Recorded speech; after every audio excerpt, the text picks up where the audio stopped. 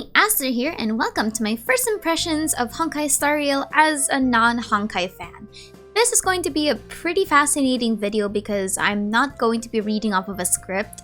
This is just my honest first impressions of the game after a few hours of playing through it and getting by until I think it was around Hertha's introduction, and then just like taking a break for a bit because I'm still in the middle of a school and another script for Genshin. But I want to give my first impressions of Honkai Star Rail because I was one of the people that was very hesitant on actually picking this up and was actually very adamant on saying that I won't be picking this up when it first got released on beta.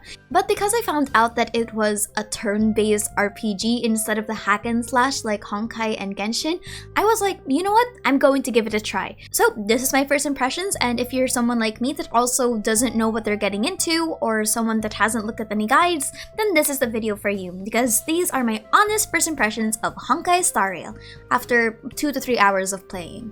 So, number one is that the whole aesthetic of Honkai Star Rail is a sci-fi-esque cyberpunk aesthetic. So if you're coming from Genshin, this is a complete 180 of that feeling, but if you're coming from Honkai Impact 3rd, this is pretty familiar.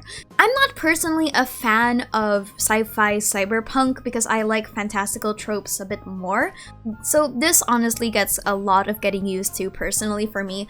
But I think that they did a really good job establishing the world around you, or at least tried to. When you get into the game, there's a lot of terminologies that they immediately start to grab onto you. Like the first thing that they did was drop the word Stellaron, and above it was Cancer of All Worlds, and then they got to the Antimatter Legion, and then they got to the other terminologies, and the rapid fire of characters was just really quickly. So it's going to get a bit of digesting, especially if you're not used to rapid fire lore, and especially since we don't have a character that's like Paimon that translates the lore into simpler terms for us.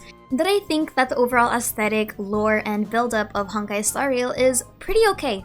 I think that it's understandable enough, but it will get some getting used to, especially if you don't know a lot about sci-fi stuff and Honkai lore. Now, a lot of people are gonna ask, as a non-Honkai Impact fan, what do I think about the lore?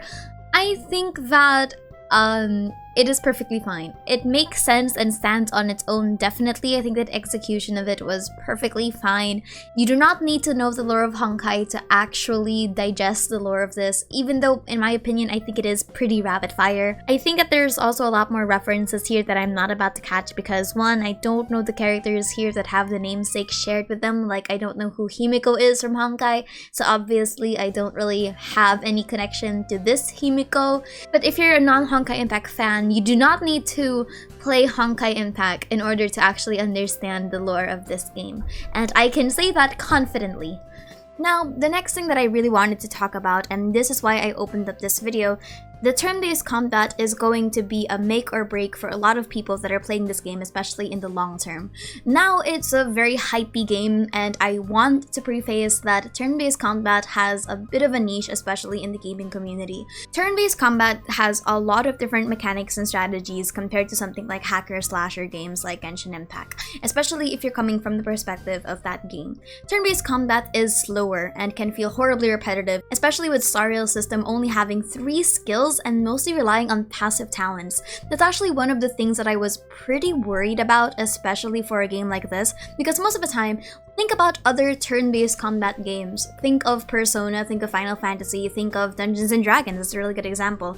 Turn-based RPGs usually rely on a very long skill list of gimmicks that a character can do per turn. Now the thing is with Honkai Star Rail, their turn-based combat is limited to 2 skills, 1 ultimate, and a lot of passives. And I can definitely start seeing problems, I guess, just as a player. That's not to say that it's completely bad, obviously not. It's very good. I think the weakness system is pretty good. I think the break system is also pretty good. It is very reminiscent of Tower Fantasy's stagger system, where you break the shield and there's like a window of weakness for the enemy. But the thing about this is that I'm kind of worried because I'm already seeing some people on Twitter, well, it is Twitter, so you know, that say that turn-based combat is going to feel very boggled and very slow in the future. Now, the reason that I'm bringing this point up is because me, as a turn-based combat fan, I was actually super hesitant, but I think that Honkai did a really good system for this one. They had a very okay kind of system with the weaknesses and the ultimates and the mid-battle reactions.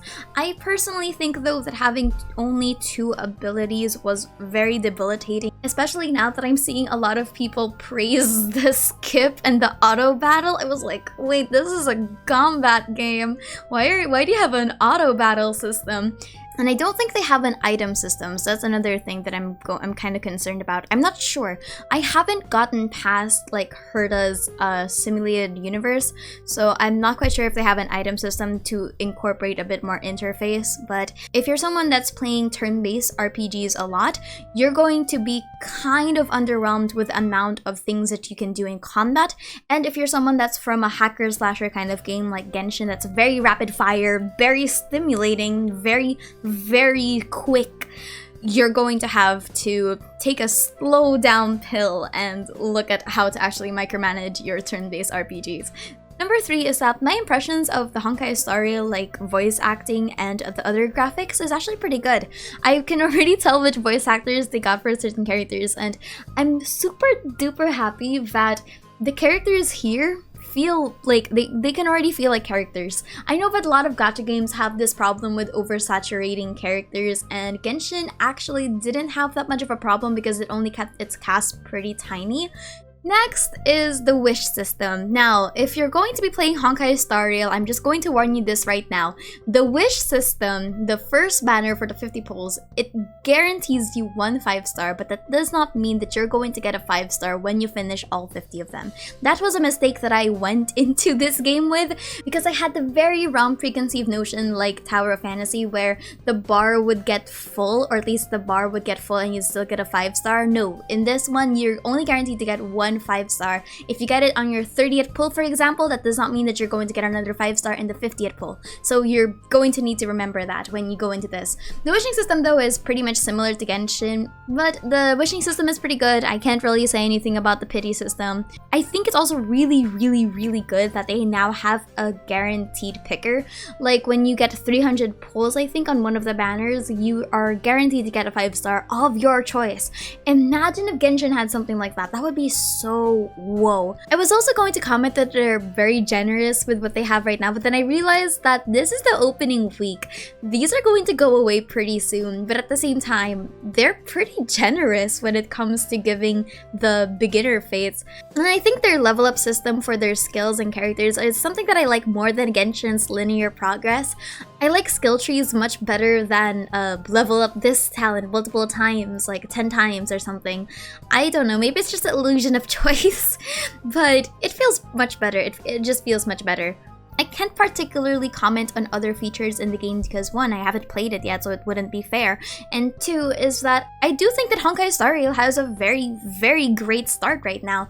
I hope that the hype train doesn't die because I know that a lot of people would get pretty turned off from the turn-based combat system, but I really hope that you guys stick around for this because Honkai Star Rail is very promising and I'm really excited for how it goes. I might play it more offline in the future, but at the same time, I'm just gonna see. Honkai Star Rail, overall for me, my first impressions is that it's a very solid game. I think that the characters are pretty good. The turn-based system is fine. I think though that it feels a bit slower just because there's not a lot of things to do in combat except micromanage your skill points, in my opinion. And not to mention that this is a gacha game, so I'm definitely seeing some power creeps already because of how gacha system works, and that's fine, I guess. That's just a par for the course. And if you just want a pretty slow game to pass your time with, I definitely recommend Honkai Star Rail for all of you. Now I'm going to go back and read that research paper.